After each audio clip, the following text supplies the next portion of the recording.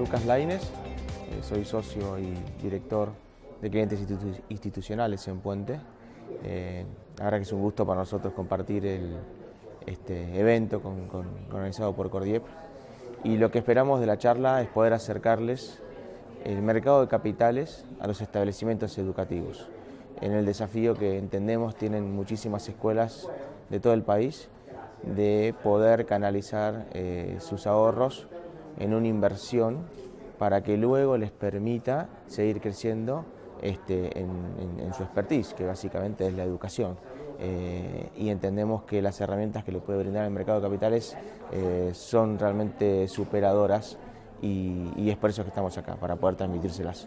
Respecto al evento, la expectativa que tenemos es que, habiendo representantes legales y funcionarios de las entidades más importantes de Argentina, poder llevar nuestro mensaje a un plano de discusión, a un plano donde se pueda enriquecer con preguntas, con inquietudes, en donde todos aquellos que forman parte de la familia educativa puedan llevarse un mensaje de qué pueden acceder a qué temas pueden acceder en lo que es el mercado de capitales.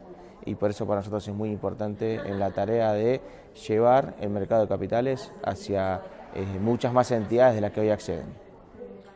Vamos a iniciar ahora este track del encuentro, que está especialmente dedicado a analizar el tema de las finanzas y las instituciones educativas. Para tomar la temática, nos acompañan hoy el señor Alexis Avcherian y Lucas Laínez, ambos de Puente Soluciones Financieras. A ver, cuando nosotros hablamos de finanzas para establecimientos educativos, hay algunos ejes en los cuales seguramente van a hacer pie ambos jóvenes en su exposición, que tienen que ver con el panorama económico internacional y nacional, el impacto que este panorama tiene en el sector educativo, cuáles son las estrategias adecuadas de inversión y financiamiento, y a partir de ahí y a partir de su charla vendrán las preguntas de todos los que estén interesados en formular alguna pregunta. Para la moderación del espacio de preguntas vamos a invitar al licenciado José Luis González. Bueno, muchas gracias. Especialmente muchas gracias por lo de jóvenes. Mañana cumplo 40 años, así que no sé qué tan joven, pero...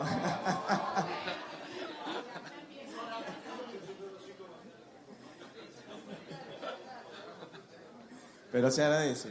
Bueno, muy buenos días. Muchas gracias por acompañarnos. Muchas gracias a Cordiep por permitirnos este espacio en el que a nosotros, que somos unos apasionados de las finanzas, nos interesa llevar nuestro conocimiento, lo que entendemos y lo que sabemos del mercado de capitales y del mercado financiero a muchas entidades, a muchas personas, porque lo que entendemos es que el mercado de capitales realmente es un mercado que acerca soluciones de inversión, de financiamiento, para muchas personas, desde personas físicas hasta personas jurídicas, por supuesto. Contarles un poco quiénes somos y cuál es la temática que tenemos para la charla.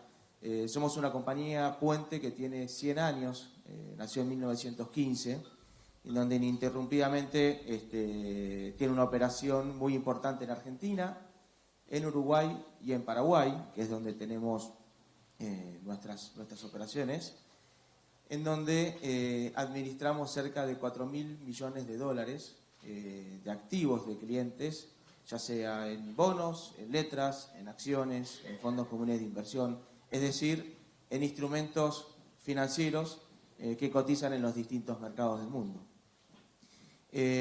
Con una compañía que la formamos cerca de 300 personas y que a su vez también nos dedicamos a lo que es la estructuración y la colocación ya sea de acciones y de bonos, para distintas empresas, gobiernos, ya sean nacionales, provinciales o municipales, que lo que necesitan también dentro del que es el mercado de capitales.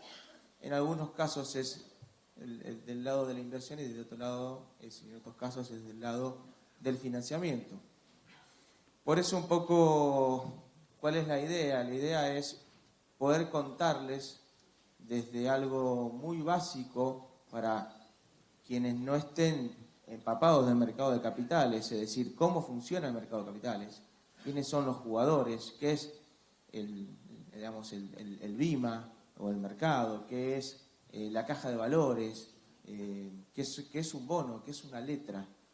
Una charla muy introductoria a lo que es el mercado de capitales en sí. Y a su vez también contarles qué estamos viendo a nivel internacional y a nivel local, a nivel macroeconomía. ¿Para qué? Para que también se puedan llevar una idea un poco de lo que pensamos respecto a lo que puede estar sucediendo a nivel internacional y local. Y de desde ese punto es donde quisiéramos comenzar. Ahí estamos. Y desde ya estar abiertos a todas las preguntas que puedan tener. Para ir rápido sobre un panorama internacional, el escenario macro es positivo. Vamos a ver después cuáles son algunas de las características que a nosotros como compañía nos hacen sentir que existen ciertos riesgos, que el mercado hoy no lo está descontando. Pero básicamente el escenario es positivo. ¿Por qué es positivo? Porque lo que se ve es un crecimiento global más sincronizado. Estados Unidos, a partir de la gran crisis que tuvo en el año 2008, comenzó a crecer, algunos meses en forma más rápida, en otros meses en forma más lenta, pero ya lleva 100 meses de crecimiento ininterrumpido, es decir, casi 10 años, en donde su economía su economía crece. A su vez, eso se fue contagiando a distintos sectores, dentro de ellos Europa. Europa tardó mucho más en volver a crecer y hoy se encuentran también a las economías de sus países en un crecimiento bastante robusto. Y esto se ve por distintos aspectos. Uno lo puede ver por el precio de las acciones que cotizan, las acciones europeas y las acciones americanas. Cuando uno mira sus precios, hoy están prácticamente en máximos históricos. Es decir, los precios están reflejando un optimismo muy marcado en lo que es el crecimiento de estas economías. Y cuando hay un optimismo muy marcado, uno tiene que empezar a tratar de indagar dónde está ese crecimiento, dónde está ese optimismo. Porque puede ser también que básicamente el mercado no quiera ver los aspectos negativos y solo se focalice en los positivos. Y en otros casos tiene que ir a buscar qué hay dentro de las compañías para que eso suceda. Y cuando uno mira las compañías, tanto en Estados Unidos como en Europa, lo que se ve es que las compañías en líneas generales están ganando más plata. Es decir, su negocio les está yendo bien como negocio, sus balances mejoran. Entonces no es que el mercado crece únicamente por expectativa y está dispuesto a pagar más precios por distintas acciones porque hay una mejor expectativa, sino porque lo que está viendo es que las empresas en general están ganando más plata, les está yendo bien. Y eso marca un poco este reflejo de lo que es un crecimiento global más sincronizado. También la inflación está marcando un gradualismo en los bancos centrales, tanto la Reserva Federal de los Estados Unidos como el Banco Central Europeo han sido muy cautos a la hora de tomar medidas respecto a lo que es la inflación. Y eso se puede ver en la tasa de interés americana y la tasa de interés europea, que hoy están en los mínimos históricos. Para que tengan una idea, hace 10 años atrás la tasa de interés de la Reserva Federal de los Estados Unidos estaba cercano al 4% anual y hoy está debajo del 1%. La tasa de un bono a 10 años en Estados Unidos pagaba tasas cercanas al 5% y hoy pagan tasas del 2.3%. En Europa pasa algo similar y es más, les diría que se acrecienta. El 70% de la deuda europea rinde negativo. ¿Qué significa eso? que los bonos de Alemania, los bonos de Austria, los bonos de ciertos países, cuando uno como inversor va a depositar sus euros y deposita 100 euros, le van a devolver 99 euros. Y uno dice, bueno, ¿y por qué entonces alguien invertiría de esa manera? Porque es más caro tener el dinero también en el bolsillo. Digamos, hay grandes capitales que no pueden guardar el dinero en cajas de seguridad o en su casa. Lo tienen que depositar y lo tienen que invertir. Y eso lo que genera es que hay una gran masa de euros y de dólares buscando activos para invertir. Los activos de los países centrales, como les digo, rinden, digamos, prácticamente cero. Y eso para nosotros es una alerta, por más que el mercado esté muy optimista. Porque ¿cuál es la alerta que puede surgir acá? Que el próximo cambio que vaya a hacer en la Reserva Federal de los Estados Unidos, ya sabemos que Yellen se va a estar yendo en los próximos meses y hay ciertos candidatos a sucederla. Los principales candidatos son candidatos mucho más duros respecto a su política monetaria, es decir, a subir la tasa de interés. Y en ese sentido, cuando la tasa de interés sube, suceden, digamos, dos efectos. El primer efecto es que el dólar se fortalece. Si Estados Unidos sube la tasa de interés, el dólar se fortalece. ¿Por qué se fortalece el dólar? Porque las monedas de los países emergentes se venden para ir a comprar dólares. Porque invertir dólares al 1% parece no ser muy atractivo. Ahora, invertir dólares al 4% sí parece ser atractivo. Entonces, muchos capitales vuelcan de vuelta su dinero al dólar. Y por otro lado, los commodities bajan. El precio de los commodities bajan. La soja, el hierro, los minerales. ¿Por qué? Porque en definitiva se necesitan menos dólares para poder comprar esos commodities. Pierden valor. ¿Por qué? Porque el dólar se fortalece. Y el tercer efecto que tiene, yo dije dos, pero son tres, es que al subir la tasa de interés de referencia, los bonos de largo plazo, los bonos a 30 años o a 20 años, bajan de precio. Porque en definitiva, un bono que antes pagaba 3% de interés a 20 años, ahora va a tener que pagar 4% de interés a 20 años. Y eso automáticamente hace que su precio corrija hacia abajo para que rinda 3. Entonces, en un escenario muy optimista como el que se ve, pero en el que nosotros vemos ciertas alertas, el principal o el primer mensaje que le podemos dar es cautela, es no subirse a esta ola de optimismo e invertir los excedentes en activos de corto plazo, para lo que es un panorama internacional, dólares de corto plazo. ¿Por qué? Porque el rendimiento va a ser bajo, es cierto, pero va a haber resguardo de capital. Y a la larga, eso es lo que paga, eso es lo que vale. Del lado de nuestros vecinos entendemos que Brasil, pasado a la principal crisis institucional que ha tenido y que hoy todavía quedan ciertas esquirlas, la popularidad de Temer o el Lavallato, que aún continúa investigándose, pero los principales cambios ya se hicieron. Brasil comenzó a crecer de vuelta y eso es una buena noticia para Argentina. Porque cuando uno mira un gráfico de lo que es actividad industrial, la correlación que hay entre Brasil y Argentina es prácticamente 1, es decir, prácticamente igual. Cuando Brasil crece, nosotros crecemos. Cuando Brasil no crece, nosotros no crecemos. Hay un par de datos que muestran esto. El 20% de las exportaciones argentinas, 22% de las exportaciones totales de Argentina van a Brasil. El 50% de las exportaciones industriales argentinas van a Brasil. O sea, fíjense lo importante que es Brasil para nuestra industria. Y el 80% de las exportaciones de autos argentinos o de autopartes de Argentina van a Brasil.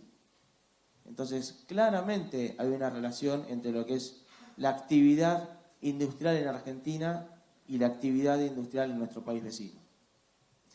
Con lo cual, desde esta parte del gráfico tenemos que ser optimistas. Nosotros nos guardamos una alerta respecto a lo que pasa del otro lado del gráfico, que tiene que ver con Trump, que tiene que ver con la tensión geopolítica con Corea, a la que el mercado no le está dando importancia. Y para nosotros es una situación muy importante, porque la tensión que pueda generar y que se pueda elevar, y Dios quiera que así no sea, entre Estados Unidos y Corea, puede llevar a una situación donde el dólar se fortalezca y donde las inversiones pasen más por el lado de países centrales y no tanto por el lado de Latinoamérica, y no tanto por el lado emergente, y no tanto por el lado de Argentina, por supuesto. Por eso entendemos que Trump está en un dilema entre lo que es ajustar su retórica a la realidad. Trump asumió hace un año atrás, prácticamente, con un discurso, y de ese discurso prácticamente no implementó nada. Y difícilmente lo puede implementar, con lo cual está en esa situación de ver cómo relanza su discurso para ajustarse más a lo que la propia sociedad americana y el propio Partido Republicano les permiten hacer. Por eso, lo que nosotros, digamos, como resumen de lo que es el mercado internacional, entendemos que el mercado internacional es positivo, va a seguir siendo positivo, pero no nos podemos olvidar que los precios están en máximos históricos y que hay tensiones geopolíticas y cambios en la Reserva Federal de Estados Unidos que los inversores no están todavía asignándoles demasiadas probabilidades de que eso tenga un impacto negativo, y para nosotros eso sí puede tener un impacto negativo, y por eso preferimos actuar con mucho más cautela que lo que piensa hoy el mercado en general. Vamos a pasar muy rápido para meternos en lo que son las finanzas de establecimientos educativos por los desafíos que entendemos que hay para Argentina a partir de este momento. A partir de este momento, ¿por qué? Porque las PASO han dejado una señal, y seguramente el domingo esa señal se convalide, y a partir de ahí Argentina no tiene solucionados sus problemas, sino que tiene básicamente 3 o 4 problemas que tiene que empezar a encarar y solucionar. Problemas que todos sabemos: crecimiento, desempleo, déficit fiscal, inflación, tasa de interés, tipo de cambio. Entonces, lo que nosotros entendemos es que, pasado este momento político, el foco va a estar en atacar estas variables, y ahí es donde nosotros consideramos que, por más que el tipo de cambio hoy esté retrasado, cuando uno habla con industriales, cuando uno habla con todos los economistas dicen el tipo de cambio está retrasado, es decir, el dólar debería valer más en Argentina. Bueno, el dólar, a nuestro entender, va a seguir estando retrasado. Si fuese por una conducta únicamente argentina, va a seguir estando retrasado. ¿Por qué? Porque falta de acá a fin de año ingresos del mercado financiero. Argentina, a través de la nación y a través de las provincias y a través de las empresas, va a seguir emitiendo deuda a nivel internacional.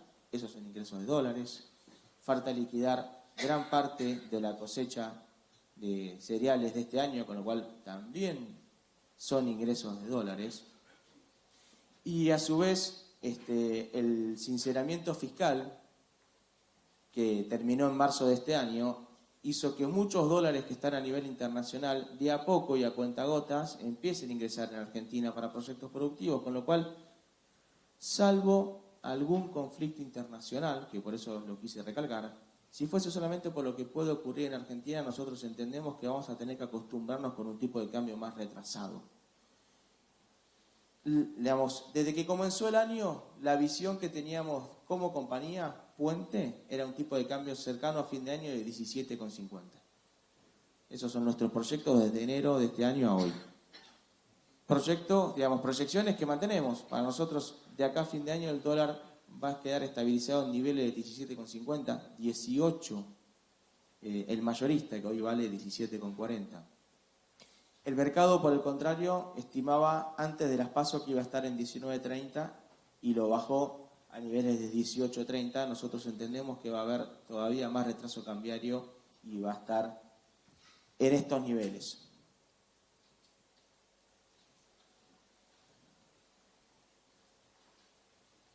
Respecto al crecimiento, lo que se ve es que una vez armado el piso en el año 2016, segundo y tercer trimestre, donde claramente la economía estuvo en recesión, ya van casi 4 trimestres en donde la economía crece. Cuando uno habla de que la economía crece, digamos, hay que tomar sus recaudos, porque en definitiva no crece para todos y no crece en todos los segmentos. Nosotros vemos, porque los indicadores así lo demuestran, que la economía comenzó a crecer en muchas industrias, por más que la industria, si se quiere, más pesada, más la del conurbano bonaerense, no se ve, y ahí hay un problema para terminar de solucionar, pero en definitiva, cuando uno mira las economías regionales, cuando uno mira ciertas provincias, los números son distintos a lo que es 2016, y estimamos que este año la economía va a crecer por debajo de la proyección del gobierno, que decía cercano al 3%, nosotros entendemos que va a estar más cercano al 2.7%, pero en definitiva es un buen dato. Y lo importante de este dato es que sea sustentable, es decir, que podamos tener un 2018 también con crecimiento, en donde nosotros entendemos que el 2018 sí se va a crecer por encima del 3%, y eso creo que es algo positivo. Respecto a los desequilibrios, simplemente, no para entrar en detalle, pero para que vean que todo está interrelacionado, y no es fácil decir, bueno, hay que combatir el déficit fiscal. Bueno, si combatís el déficit fiscal, tenés impacto en el tipo de cambio y tenés impacto en la inflación, o en el crecimiento. Entonces, estos son los 3 problemas grandes que tiene Argentina. Abultado déficit fiscal, sí. Elevada tasa de inflación. El año pasado la inflación fue cercana al 37%, este año va a cerrar, según nuestros cálculos, en niveles de 22,5%, 23%. Claramente es una mejora sustancial respecto a lo que fue el año pasado, pero sigue siendo alta. Y sigue estando por encima de las metas que se fijó el Banco Central. Es decir, si uno mira la película viene bien, porque viene bajando la inflación, pero todavía es alta. ¿Se puede acelerar la baja de la inflación? Sí, se puede acelerar la baja de la inflación. Hay que subir muy fuerte la tasa de interés. Subir muy fuerte la tasa de interés, el tipo de cambio va a sufrir un impacto y la actividad principalmente va a sufrir un impacto. Por eso es que cuando uno mira esto, el gobierno podría haber adoptado alguna situación mucho más de shock, prefirió ir más por el gradualismo, pero cuando uno habla con ciertos economistas, el gradualismo se queda corto, y cuando habla con otros, prácticamente fue un tremendo ajuste y no hubo gradualismo. Pero en definitiva, lo que nosotros entendemos es que hay un plan, que el plan es que el déficit vaya bajando con el correr de los años, no de manera, si se quiere, tan brusca como era el plan original de Prat-Gay, en donde se esperaba que el déficit fiscal de un 4.6% en el 2016 baje a 0 en el 2019. La gestión de Duhovne lo replanteó y lo llevó en forma más escalonada, con lo cual vamos a tener que seguir conviviendo con retraso cambiario y vamos a seguir conviviendo con déficit fiscal y vamos a convivir con inflación. En todos los casos, si se quiere, en una película positiva, en una película donde va bajando la inflación, va bajando el déficit fiscal y se va recomponiendo el tipo de cambio, pero no esperamos movimientos bruscos de ninguna de estas 3 variables. Esta parte del gráfico lo que explica es cómo se llega a ese déficit fiscal.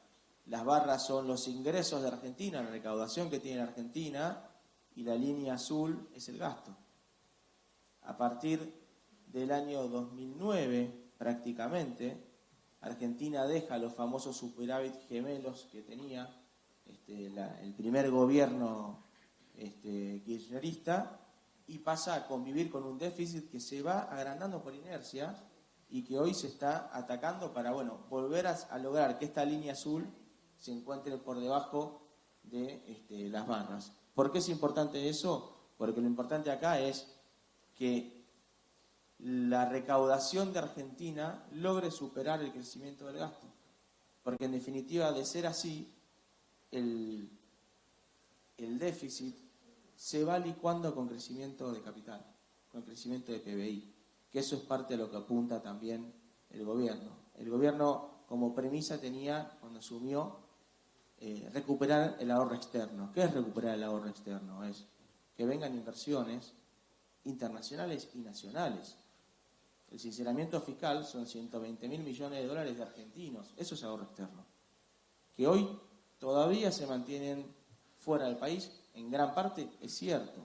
Pero el desafío es, una vez que se sinceró, dar las posibilidades para que ese capital, que es de los propios argentinos, encuentren actividades razonables donde poder invertir esos activos y que eso permita agrandar el PBI, es decir, que el PBI crezca y de esa manera ir financiando el déficit a lo largo de los años e ir financiando el endeudamiento a lo largo de los años. Argentina pasó de endeudarse vía emisión monetaria, inflación, a endeudarse vía ahorro externo o deuda. ¿Es sustentable? No es sustentable a 10 años o a 15 años. Es una forma, sí, claramente, de lograr una cierta estabilidad para el corto y mediano plazo. En los próximos 2 o 3 años, este ejercicio se puede hacer y en menor medida, porque Argentina, si va mejorando el déficit, va a necesitar menos financiamiento externo, pero lo que necesita es crecer, para que ese PBI más grande licúe el peso de la deuda. Y entendemos que va por ese lado. Con lo cual, como mensaje a nivel local, entendemos que el gobierno, los desafíos que tiene son a nivel de inflación, a nivel de tasa de interés, a nivel de tipo de cambio. Entendemos que los está atacando, que los está abordando y que los va a abordar, si se quiere, con más foco a partir de la semana que viene. Mientras tanto, ¿qué vemos nosotros? ¿Qué potencial vemos nosotros de inversión en este contexto, en esta Argentina? Y enfocado más que nada a lo que son los establecimientos educativos, que es un desafío. ¿Qué hacer, si se quiere, con la administración de la tesorería, con los sobrantes transitorios de fondos? En una Argentina que todavía tiene una inflación alta, una Argentina donde el tipo de cambio, por más que se encuentre retrasado, siempre ajusta año tras año. Entonces, no es opción quedarse en pesos sin hacer nada, tampoco es opción quedarse en dólares sin hacer nada, porque cuando uno cree que está siendo demasiado cauteloso o conservador, en definitiva no lo está haciendo, porque está perdiendo capital. Y ahí es donde, como mensaje, quisiéramos acercarles algunas ideas para compartir. Tengo ciertos problemas pero bueno, ya se va a acomodar. Ahí va.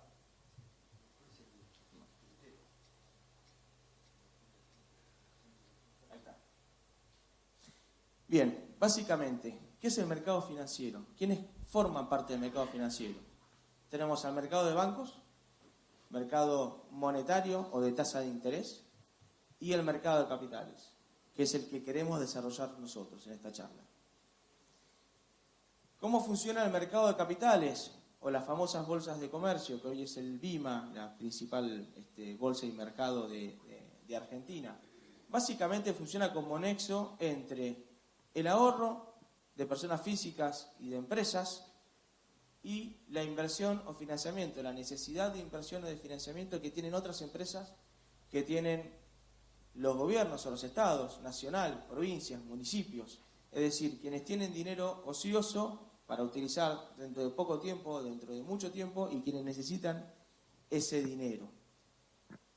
A su vez, lo que busca canalizar el mercado de capitales es instrumentos que no tengan un alto costo de intermediación. Es decir, cuando un gobierno emite deuda,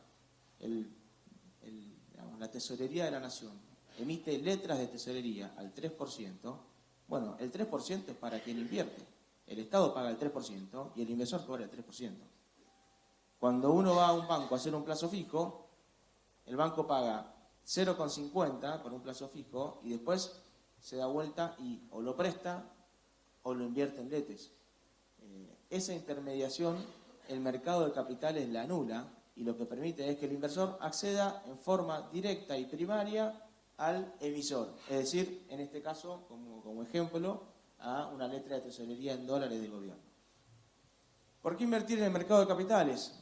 Porque es un mercado que tiene más de 150 años, con un extremo marco de seguridad, con operaciones garantizadas, con diferentes instrumentos que se adaptan a los perfiles de créditos. Es decir, acá no hay enlatado, no hay préstamo 30 meses o préstamo 15 meses o inversión a 3 meses. Es decir, uno puede invertir, colocar sus activos con una amplia gama de productos, desde un fondo común de inversión que dispone de los pesos en 24 horas hasta una acción tecnológica en Estados Unidos. Es decir, distintos tipos de instrumentos para distintos perfiles de riesgos. Y claramente en este caso nos vamos a enfocar a los riesgos más conservadores. Como dijimos, distintos plazos, acceso a analistas profesionales y asesores idóneos. Esto no es poco tema. A partir de la crisis del año 2008 hubo una altísima regulación de quienes pueden ofrecer productos financieros a nivel mundial. Y hay una homogeneización en cuanto a lo que son las validaciones que se tienen que hacer cada asesor, cada persona que se sienta a hablar con un posible inversor respecto a lo que es la regulación local y la regulación internacional. Y eso creo que es importante porque en definitiva cuando uno se sienta a hablar de inversiones, se sienta a hablar con alguien que cumple con los mínimos requisitos para estar asesorándolos en materia de inversiones. Lo que busca obviamente es mantener el valor de la inversión, tener una altísima liquidez y obviamente terminar financiando y participando en lo que es la economía real. ¿Cómo es el marco de seguridad en Argentina? En Argentina existe un único custodio de activos financieros, que es la Caja de Valores. La Caja de Valores en Argentina es el único custodio de acciones, de bonos, de letras, de cualquier instrumento financiero que se emita en el mercado de capitales. El único custodio es la Caja de Valores. En el mundo existen bancos custodios. En Estados Unidos uno puede diferenciar lo que son los bancos comerciales, los bancos de inversión y los bancos custodios. Los bancos comerciales son aquellos donde hay miles de sucursales en el país, pueden comprar y vender cualquier tarjeta de crédito, caja de ahorro, préstamos en general. Los bancos de inversión son los que se especifican, por otro lado, en lo que es la estructuración y colocación de deuda de estados, de empresas, y quienes se dedican a recomendar inversiones. Y los bancos custodios no pueden hacer nada de lo que hacen los dos bancos que acabo de mencionar, los bancos de inversión y los comerciales, sino que su único negocio es custodiar activos. ¿Por qué no pueden hacer nada de lo que hacen los bancos de inversión y los bancos comerciales? Porque tendrían conflicto de intereses y porque a su vez asumirían riesgos por hacer eso. Y un banco custodio no puede asumir riesgos, se le paga por custodiar los activos. Bueno, en Argentina no hay, en lo que es la ley de entidades financieras, una diferenciación entre lo que son los bancos de inversión, los bancos comerciales, y no hay bancos custodios. Básicamente los bancos pueden hacer todo, pero el único custodio es la Caja de Valores. Cuando un inversor abre una cuenta en cualquier banco o en cualquier ALIC, como puede ser Puente, para comprar una letra del Banco Central o un bono, esa cuenta se abre en la Caja de Valores, a nombre del inversor, no a nombre de Puente ni a nombre de cualquier banco. El inversor, de hecho, recibe un resumen trimestral con las tenencias que tiene de la Caja de Valores y tiene acceso a la página web de la Caja de Valores para ver en forma online todos los activos que tiene depositados en su cuenta. Eso es importante porque, en definitiva, ningún colegio o ninguna persona física, ninguna entidad le está dando crédito al banco o a la entidad con quien maneja sus inversiones, porque los activos están depositados en la Caja de Valores a nombre de la entidad, a nombre de cada cliente.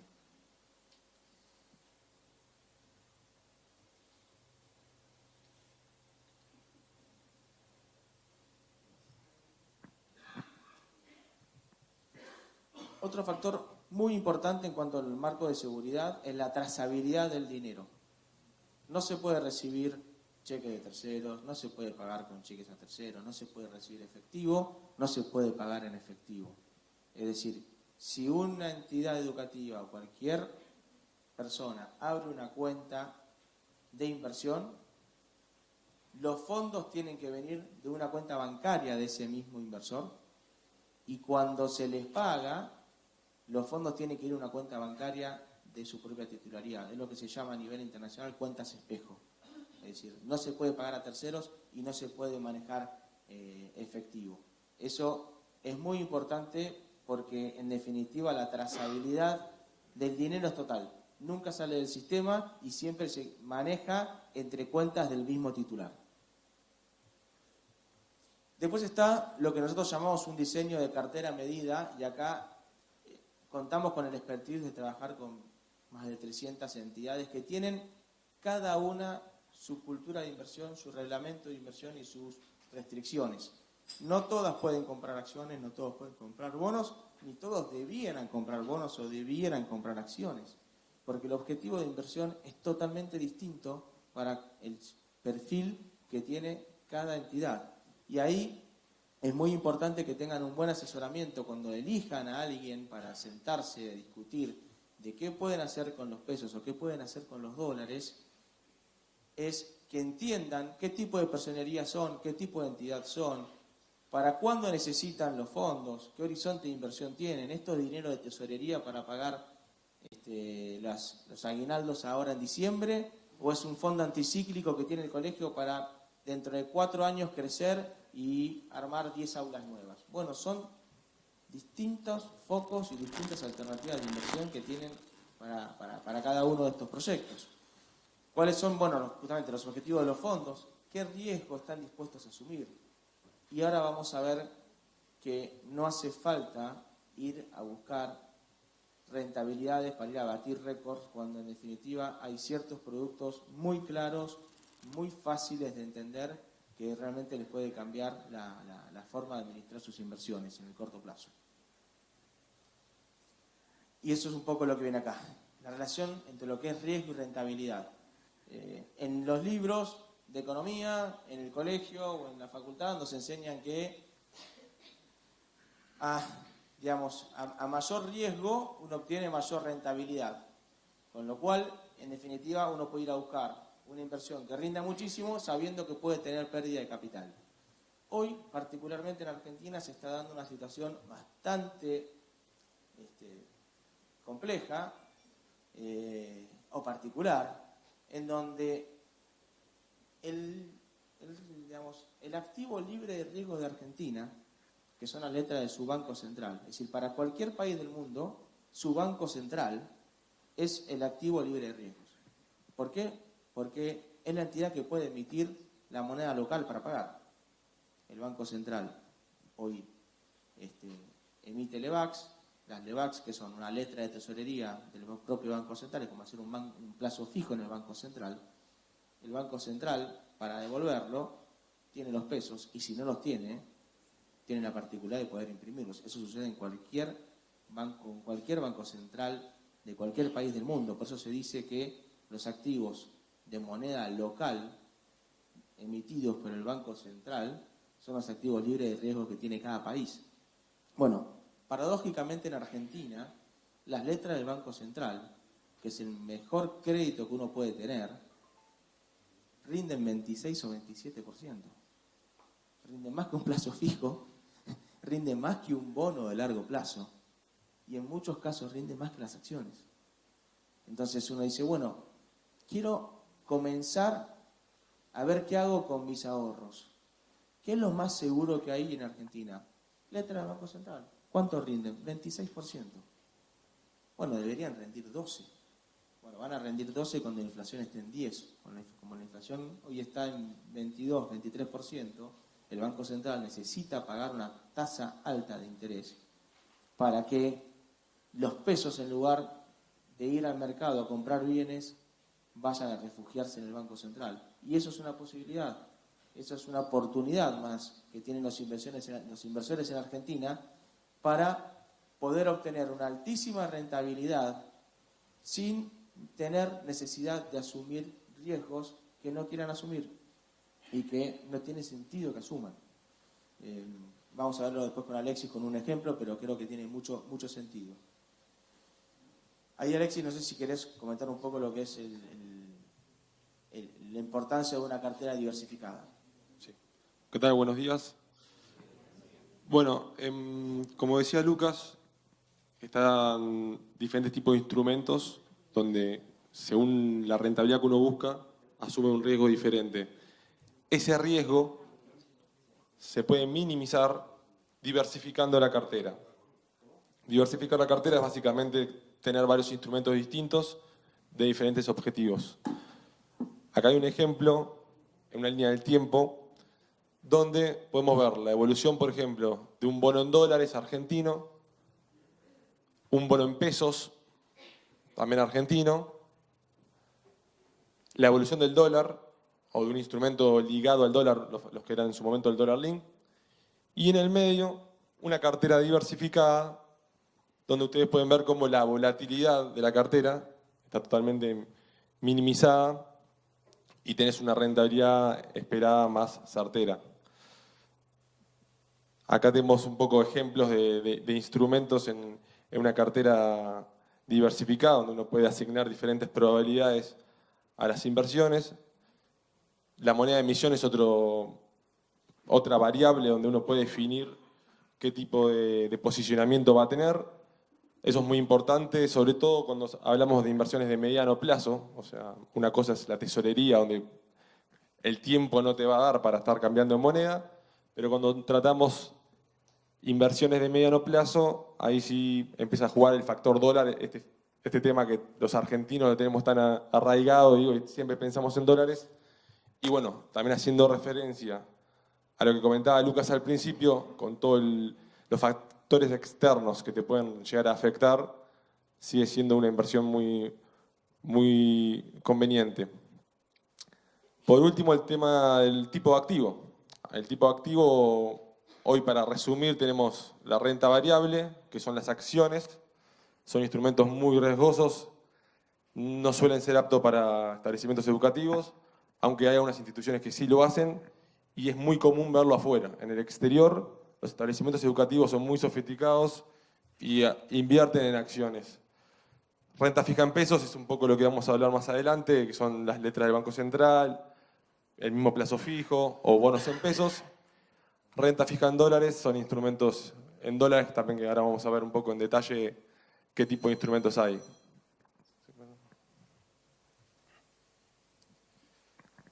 Esto es un listado de instrumentos de inversión, empezando por el tradicional plazo fijo. Después tenemos bonos, títulos públicos y letras. Letras hay tanto del Banco Central como provinciales. Obligaciones negociables y fideicomisos financieros son instrumentos que emiten las empresas, o sea, las corporaciones. Fondos comunes de inversión seguramente están muy familiarizados, más de uno acá, porque lo ofrecen tanto bancos como sociedades o bancos de inversión. Y las acciones que ya las nombramos en más de una oportunidad. Se pueden clasificar los bonos por el tipo de emisor.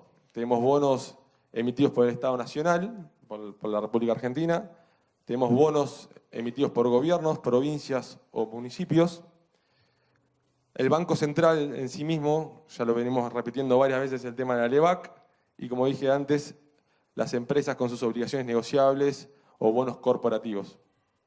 Cada uno de estos, por supuesto, tiene asignado un nivel de riesgo que hay que interpretar y ver qué tipo de entidad puede invertir en cada uno de estos instrumentos y si su perfil da para ello o si sus objetivos de inversión dan para ello.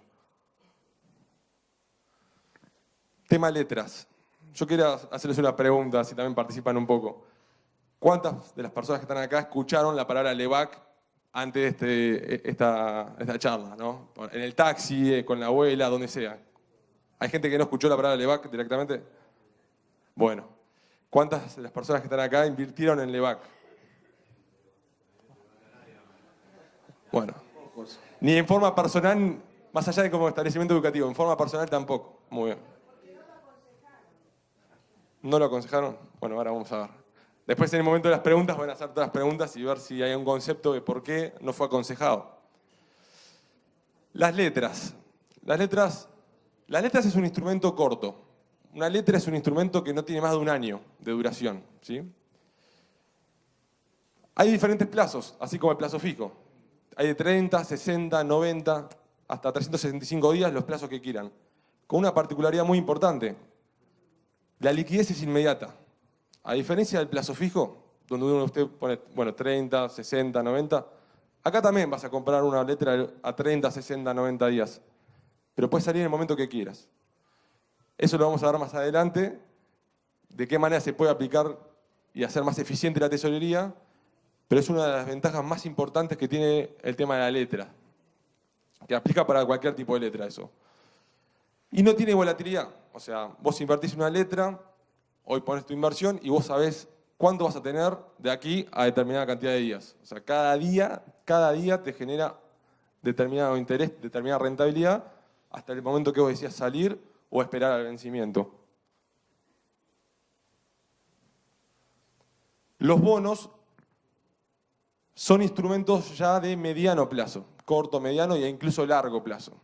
Los bonos son emitidos por el Estado Nacional, como bien dijimos, por provincias, municipios, empresas. Hoy la Argentina tiene abiertas las puertas de los inversores extranjeros y están fondeando un montón de endeudamiento provincial y mismo nacional. Ustedes ven en el diario quizás que el gobierno se endeuda, pero esos mecanismos le permiten financiar todo lo que vimos previamente.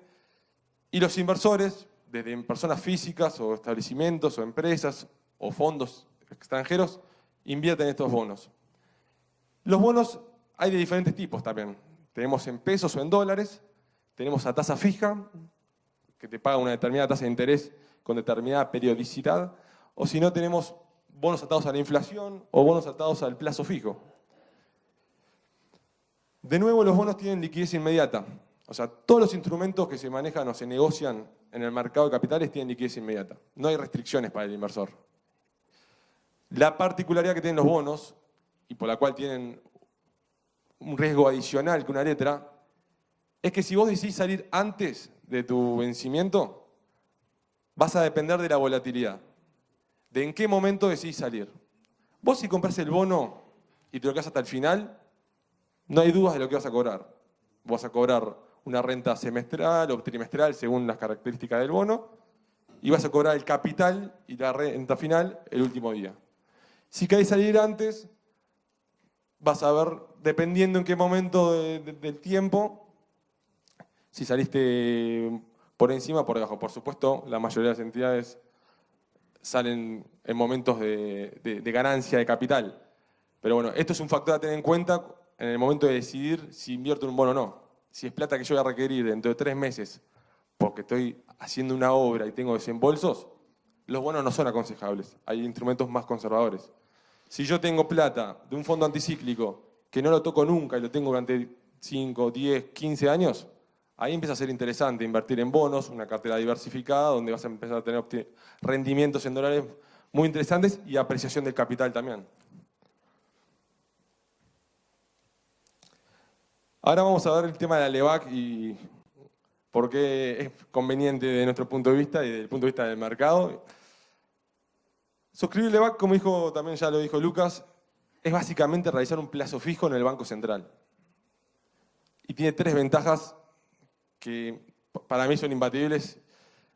Tiene mayor rendimiento, tiene mayor liquidez y tiene menos riesgo. Ustedes pueden ir a un banco, hacer un plazo fijo, les van a pagar en promedio un 20%, alguna entidad quizás recibe 21, 22 si son muy generosos, muchos reciben 18, 17. En cambio, si compran una LEBAC, reciben desde el 26,5% en adelante. Ayer fue la última licitación, desde 26,5 a 27,35. Acá obviamente, y esto se da realmente en el mercado, un banco recibe el plazo fijo, se da vuelta y hace directamente la LEBAC. Tiene una ganancia directa de 6,5 puntos sin estrés.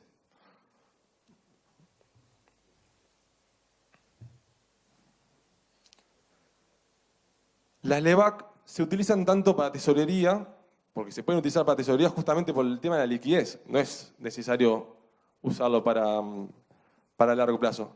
Pero sin embargo, y por la particularidad que comentó Lucas, que es un instrumento súper seguro y encima rentable, hoy en día se está incorporando muchísimo a las carteras de inversión de mediano plazo. Una gran porción de las carteras de mediano plazo invierten en LEVAC. Porque realmente es algo magnífico, o sea, cero riesgo y una rentabilidad del 27%. La verdad que es algo muy interesante. Acá vemos un poco el histórico, de lo que rinde en puntos más que un plazo fijo. O sea, en promedio siempre rindió 5 o 6 puntos más que un plazo fijo. El promedio del 2016, el plazo fijo fue 25, la LEVAC fue 31. En marzo del 2016, la LEVAC estaba en 38% durante muchos meses. Promedio 2017 viene dando un plazo fijo 20% y una LEVAC 25%. Pues llegó a tener una baja, o sea, rendía un poquito menos cuando el gobierno pensó que la inflación venía bajando, pero nuevamente está a niveles de 26,5. Hoy el plazo fijo, 21%, la LEVAC 26,5, 27,35. Ya lo dijimos, pero vale la pena reforzar el concepto, mayor liquidez. El plazo fijo requiere esperar al vencimiento o pagas penalidades. La LEVAC tiene liquidez inmediata, se vende en cualquier momento y también se puede comprar en cualquier momento. No hace falta esperar a la licitación primaria. Y menos riesgo, creo que es uno de los temas, digamos, de mayor incertidumbre del público inversor en general, que no sabe lo que, bueno, vimos que muchos no saben lo que es una LEVAC, mucho menos saben que no tiene riesgo. O sea, al ser respaldado por el Banco Central, es el instrumento más seguro de la Argentina. O sea, está garantizado por la propia máquina de imprimir billetes. Si me permitís, Alexis, simplemente para aclarar, cuando decimos que tienen menor riesgo que los bancos, no es porque pensemos que los bancos tienen riesgo hoy. Hoy el sistema financiero argentino realmente es muy solvente, muy fuerte. Los principales bancos lo ven en sus propias cotizaciones de las acciones, en la relación de depósitos que tienen, realmente están con una fortaleza difícil de esperar hace unos años atrás, pero simplemente la LEVAC es el Banco Central de Argentina, por eso decimos que tiene menos riesgo, no porque encontremos riesgo en los bancos. Sí, está perfecta la aclaración por las dudas. Ahora vamos a ver el histórico y queremos ver un poco qué resultados nos hubiese dado si hubiésemos hecho LEVAC en todo este tiempo. No es para agarrarse la cabeza, pero bueno, podemos aprender para adelante. Y esto es muy importante, lo estamos viendo para establecimientos educativos, pero esto aplica para personas físicas. Lo vimos al principio, el mercado de capitales es para cualquier tipo de inversor. Desde una persona física con 1.000 pesos en adelante, para todos. O sea, persona física, jurídica, empresa, colegio, lo que sea. Pusimos un ejemplo de una inversión inicial de 10 millones de pesos. Son números redondos, pero bueno, cada uno después lo puede sacarle un cero, sacarle 3 ceros, sacarle 4 ceros, lo que le parezca para ver un poco cómo aplica en su tema personal o de su establecimiento. El valor de la inversión al 31 del 12 del 2016 en una cuenta corriente se mantiene en 10 millones de pesos. O sea, si vos no tocas la plata, vas a tener los mismos 10 millones de pesos, sin contar, por supuesto, lo que te comió la inflación. En un plazo fijo, los plazos fijos tuvieron una tasa muy generosa, porque después de todo un 21% es interesante, son 14.900.000 pesos. Con una LEVAC son 16.300.000 pesos. La diferencia entre un plazo fijo y una LEVAC, en lo que fue este periodo, desde enero de 2016 a hoy, es 1.440.000 pesos. Me parece que es dinero suficiente para hacer más de alguna cosa en el colegio. De pintar la sede, hacer aulas, comprar computadoras, lo que ustedes gusten. Si bien le sacan unos ceros, se pueden pagar un viajecito o algo en su parte personal. La diferencia con una cuenta corriente, por supuesto, es mucho mayor. Quizás hay establecimientos que no saben, ni siquiera, hemos conocido, que ni siquiera hacen plazo fijo, o sea, hacen solamente cuenta corriente porque no confían en el plazo fijo y porque no saben la bonanza de la LEVAC, etc. Y directamente ponen su dinero en la cuenta corriente. Viene la pérdida de rentabilidad que tienen por mantener la plata parada, de nuevo, sin contar lo que les comió la inflación todo este periodo, ¿no? Que por lo menos fue un 40%.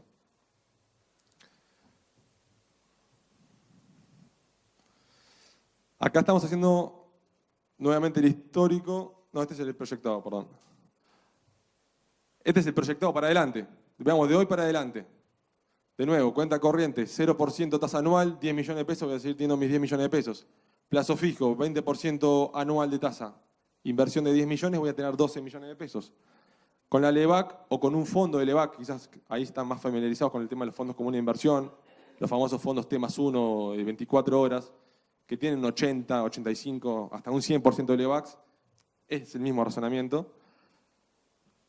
Garantizados por el Banco Central, liquidez inmediata, tasa del 26, la valoración de la inversión en un año es de casi 13 millones de pesos. De nuevo, la ganancia respecto a un plazo fijo acá son 800.000 pesos en un año de ganancia adicional. Respecto a la cuenta corriente, son los 3 millones de pesos. Y ahora un punto importante, porque muchos dicen, no, ¿sabes qué? Me encanta lo de la LEVAC, pero no llego a invertir 30 días, o me encantaría hacer un plazo fijo, pero no llego a los 30 días. Bueno, justamente, el tema de la liquidez de la LEVAC es lo que te permite darle una mayor eficiencia a los excedentes transitorios. Los colegios cobran la cuota del 0 al 10, del 0 al 15 en algunos casos, y esa plata va entrando y la mantienen en la cuenta corriente. ¿Por qué? Porque al 30 tienen que pagar los sueldos. Entonces ahí se da el ejemplo de decir, tuve la plata parada todo el año. Vos invertís, vos cobrás las cuotas y compras la LEVAC el día 15, el día 14, el día 10, cuando quieras, o lo pones en un fondo de LEVACs. Al día 31 o al día 30 rescatás y tenés, por ejemplo, para un caso de 1 millón de pesos, una cobranza mensual de 1 millón de pesos, vas a recibir 1.011.000 pesos a fin de mes. Esto durante un año completo, si todos los días, todo el año invertimos durante 15 días lo que vamos cobrando de las cuotas, anualmente te da 132.000 pesos para una cobranza mensual de 1 millón de pesos. Bueno, simplemente le agregan 0, le sacan 0, multiplican por 3 para hacerlo a medida. Acá pusimos otro ejemplo de en 10 millones de pesos de recaudación, un colegio importante quizás, se obtiene una ganancia anual de 1.325.000 pesos. Solamente por ser un poco más eficientes en el manejo de la tesorería. Tema de inversión de mediano plazo. El mediano plazo, por supuesto, es el objetivo principal de un inversor, es preservar el capital, básicamente. En otros casos buscan incluso obtener retornos y una apreciación de capital. ¿Sí? Caso de colegios, lo más típico es un fondo anticíclico o fondo de reserva, que pueden darse en algunos casos. Las personas físicas, sus propios ahorros. O sea, esperando comprar un inmueble, los ahorros, el patrimonio que van a heredar sus hijos, quien sea. Tradicionalmente en la Argentina lo mantienen en caja de seguridad o en plazo fijo de dólares. Caja de seguridad. Hoy decíamos, hoy Lucas hizo un comentario respecto de uno siendo conservador, a veces atenta contra su propio perfil. Estoy siendo conservador en tener la plata en una caja de seguridad. La inflación de Estados Unidos es del 1 o 2% anual. Esto significa que si yo tuve $100.000 en una caja de seguridad durante 10 años, hoy en día es lo mismo tener $85.000. O sea, yo perdí plata por tenerla en una caja de seguridad. Lo mismo el plazo fijo en dólares. El plazo fijo en dólares te puede llegar a pagar 0, 0,5%, pero es una rentabilidad bastante baja. De nuevo, al igual que los pesos, hay inversiones conservadoras en dólares, con riesgo bajo y rentabilidades muy atractivas que buscan proteger el capital y mantener el poder adquisitivo. Algo muy similar a lo que son las LEVACs son las LETES. Las LETES son las letras del Tesoro Nacional. Son plazos de menores a un año, hay algunos casos que son de casi 1 año y medio, y es similar a la LEVAC en el sentido que son liquidez inmediata, buena rentabilidad y de riesgo argentino es lo más bajo que hay. Las LETES hoy rinden entre 2,8 y 3,1% anual. Los bonos, que vimos los ejemplos más adelante, que son a partir de 1,5 años, digamos, ahí tenés ya rendimientos desde el 4 al 9% anual según el emisor. Argentina como soberano paga un 4%, digamos, a 4 años, a 8 años te paga quizás un 6,5% anual, y después las provincias, según qué provincia o según qué empresa, te va a pagar entre 6% y un 9% anual. Es muy importante, de nuevo, resaltar que si bien son bonos, al ser renta fija, no es variable. O sea, si ustedes mantienen esa inversión, lo pueden pensar como un plazo fijo, ponen la plata en el bono y cobran toda la renta, el 5% anual, que o miren, estos rendimientos son mayores muchas veces a un inmueble, a la rentabilidad que te puede dar un inmueble. Bueno, ustedes saben que de aquí al vencimiento del bono van a cobrar esa renta y recuperar el capital.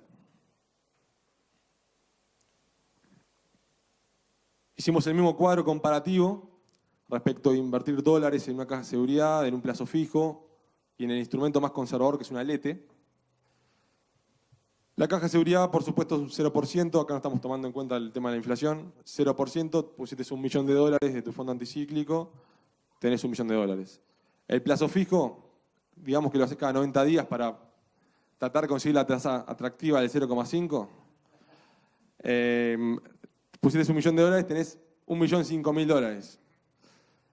Con la LETE del Tesoro Nacional, con liquidez inmediata, o sea, cualquier novedad que escuches, te puedes vender la LETE y llevártela, tiene una tasa anual del 3% y con tu inversión de $1 millón tuviste $30.000.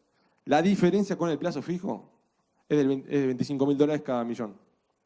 Y la diferencia con la caja de seguridad son $30.000. Ustedes le suman un cero, lo multiplican por años y realmente es mucha pérdida de poder adquisitivo en muchos años, en muchos casos. Si comparamos con un bono, para aquellos inversores que pueden tomar decisiones un poco de mayor plazo, de nuevo, los resultados de caja de seguridad y plazo fijo serían los mismos, pero en el bono, y pusimos un bono conservador, o una cartera de bonos conservadora de 5% anual, que es muy conservador, en un año tenés $1.050.000, $625. Son $45.000 más que un plazo fijo y $50.000 más que una caja de seguridad. Hay un factor muy importante que es el efecto multiplicador de la inversión. ¿Cómo afecta el tema de mantener la inversión durante 5 años? Pues son fondos de mediano plazo. Digo, yo lo mantengo por 5 años. Mi caja de seguridad sigue siendo el $1 millón ahí, que lo tengo ahí juntando polvo. El plazo fijo multiplicó bastante, me da $1.025.000. Creo que no llegó ni siquiera a lo de un año. Casi llega, le faltan 5 años más para alcanzarme el pago de un año del bono. Y los bonos, en 5 años, me dieron $1.280.000. $250.000 más que un plazo fijo y $280.000 más que una caja de seguridad. Todo esto eligiendo bonos lo más conservadores del mercado. O sea, calificación AAA. Y acá otro ejemplo bien gráfico de cómo un bono con un retorno del 7% en 10 años duplica el capital. Si yo hubiese invertido hace 7 años en un bono de 7% de retorno anual, yo hoy tendría el doble del capital. Mi fondo anticíclico se hubiera duplicado. O mis ahorros para comprar el inmueble o simplemente los ahorros para los hijos.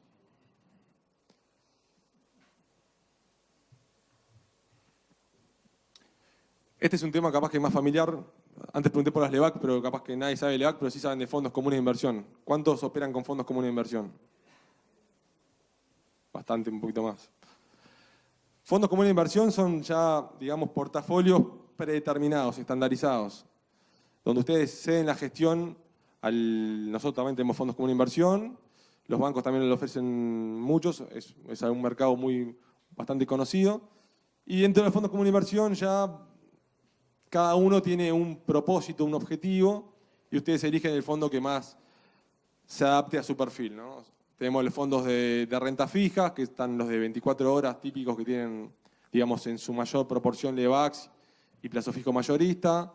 Tenemos otros fondos de renta fija que tienen ya diversos bonos.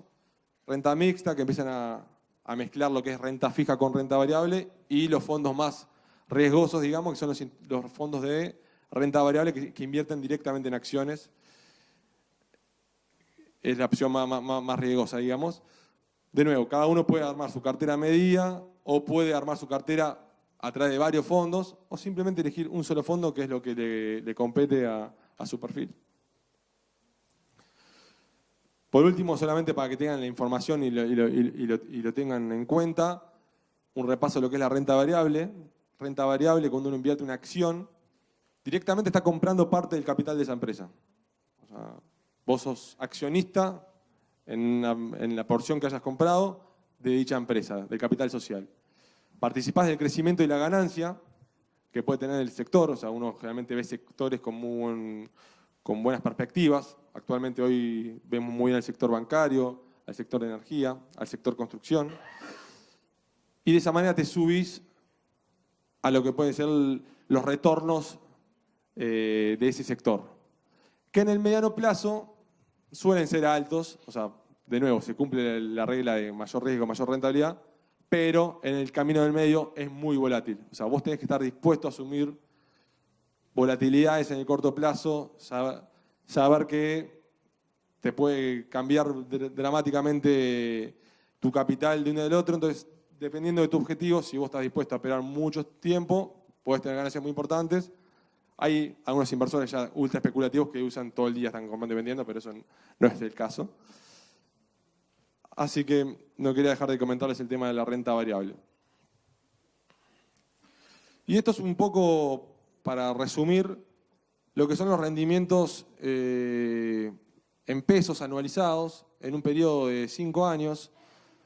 Histórico, estos son datos históricos. De la Badlar, que es el reflejo del plazo fijo, la Badlar es el promedio del plazo fijo en la Argentina, da un 20,1%. El tipo de cambio oficial, ahorro vía dólar nada más, te dio un 27%. La inflación le ganó a todos estos dos ya, o sea, en términos reales, un 28% de inflación promedio anualizada. Y una cartera moderada, sin incluir acciones, o sea, sin asumir riesgos, una cartera moderada nuestra dio un 35,8% anual. No sé si querés agregar. Sí, no, básicamente lo que quisimos traer acá es, pensando en un fondo anticíclico, cómo en el largo plazo, cuando uno puede invertir siguiendo un criterio, como les decía al principio de la charla, sin intentar batir récords, pero sí siguiendo un criterio, LEVAX, ciertos bonos nacionales, alguna letra de tesorería, estando un poco más en pesos o un poco más en dólares, según si el tipo de cambio está más alto o está más bajo, hacer algunos cambios tácticos a lo largo de los años, lo que da es que en la experiencia nuestra al menos, las carteras han logrado superar a las principales 3 variables de comparación, que es la tasa de interés, el tipo de cambio y la inflación. Y eso creo que es muy positivo a la hora de proyectar una inversión de mediano y largo plazo para un establecimiento. Es decir, comprar un nuevo campus, hacer un nuevo piso, es decir, un proyecto de inversión que no se puede hacer un año a otro, que uno tiene que estar ahorrando e invirtiendo durante una gran cantidad de años. Bueno, el mercado de capitales a través de sus instrumentos puede ayudarlos a conservar ese capital y hacer crecer ese capital, es decir, a defenderlos básicamente de la inflación y de la suba del tipo de cambio. Con esto nosotros terminamos nuestra charla y estamos abiertos a todas las preguntas que tengan. Como primer mensaje, el que quisiéramos darles es que se acerquen al mercado de capitales. Obviamente nosotros nos dedicamos a esto y nos encantaría asistirlos, pero que lo hagan con quien ustedes se sientan cómodos, con quien tengan confianza, pero que no dejen de hacerlo, porque en definitiva los resultados y el valor que les puede generar el mercado de capitales a las entidades que ustedes representan es realmente importante, más en una economía inflacionaria como vemos con los desafíos que tiene. Buen día. Gracias. ¿Se escucha muy bien?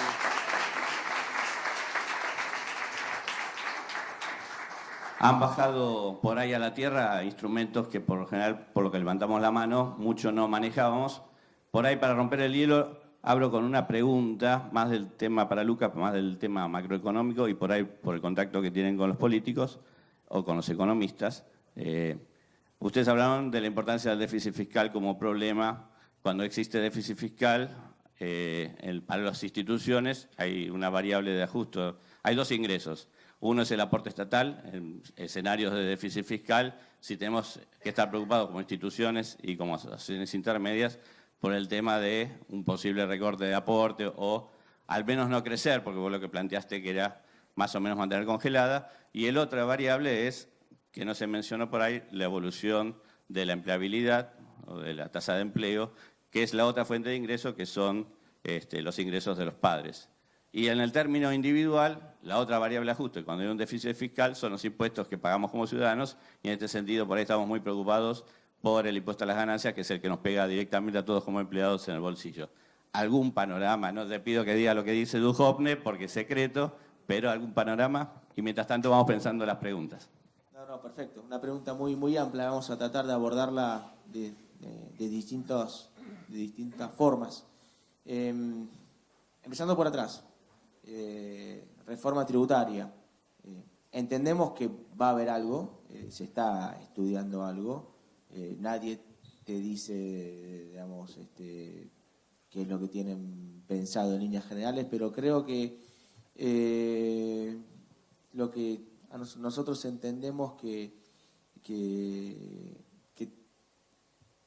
se va a estar trabajando tiene que ver con parte de lo que es, así como un sinceramiento fiscal, un sinceramiento a nivel empleo, un sinceramiento a nivel activos o valor histórico de los activos.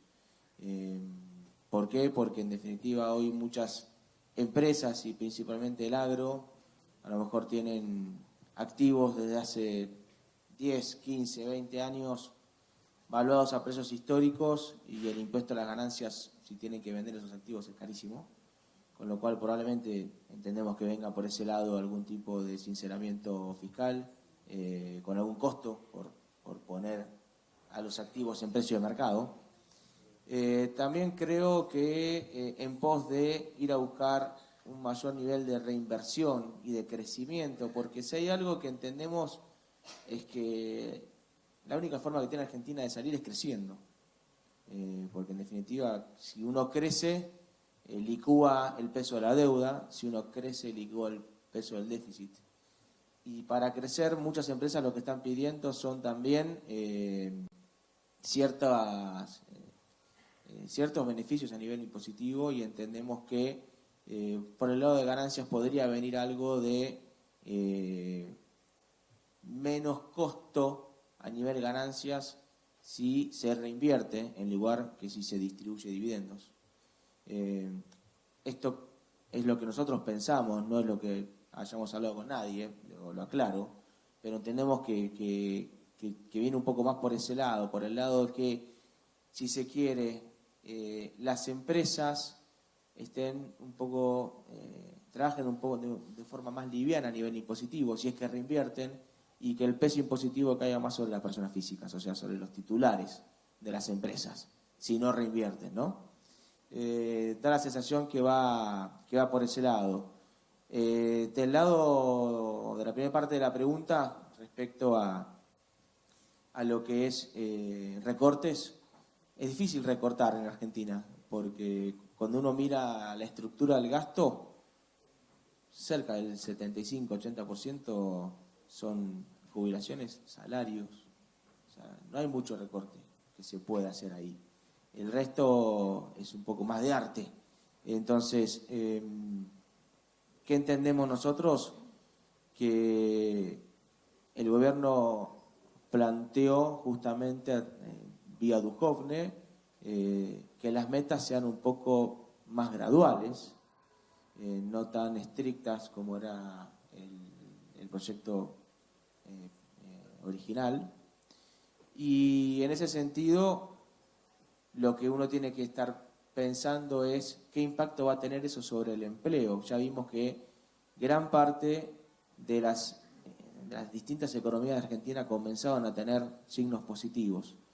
Es importantísimo que eso se refleje en la parte, si se quiere, más dura, más industrial, para que se siga generando empleo, para que se recupere empleo, porque en definitiva, y ustedes esto creo que lo saben más que yo, gran parte del público o del segmento de niños que participan de como alumnos tiene que ver con el crecimiento del empleo y el crecimiento de la actividad. O sea, a lo mejor si el Estado te licúa el aporte, que venga por el lado de que haya más capacidad de compra, si se quiere, de los padres para poder pagar un colegio privado.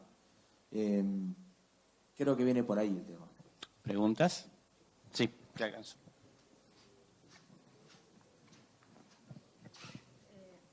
Con respecto a la primera parte, si tienen alguna información del impuesto que impuso Cavallo y que nos está comiendo a varios cada vez que hay un movimiento en las cuentas.